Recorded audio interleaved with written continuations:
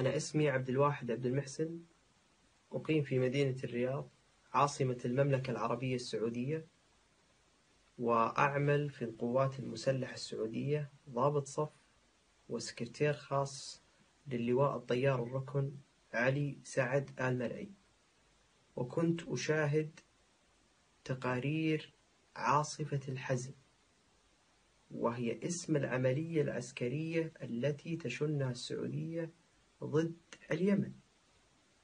أود أن أعلن عبر هذا، وسوف أسرب بالأيام القادمة بعد أن أصل إلى ألمانيا ما بحوزتي من معلومات عن جرائم الجيش السعودي ضد المدنيين في اليمن، والتي كنت شاهدا على تقاريرها، وهي ممكن أن ترقى لجرائم حرب وجرائم ضد الإنسانية، وأتوخى أن أنال بذلك راحة الضمير. وشكرا.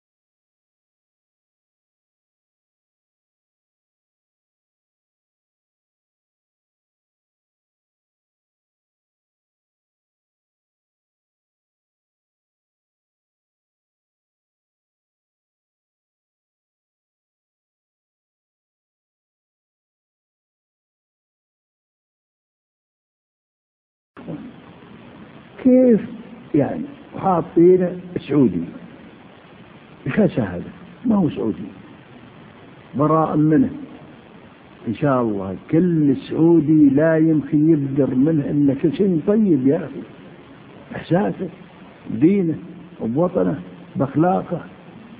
لكن هل ينتمون؟ أحب اللي أعلنها الآن بأن كل ما جاء في الانترنت ونسب إلى السعودي ما هو سعودي.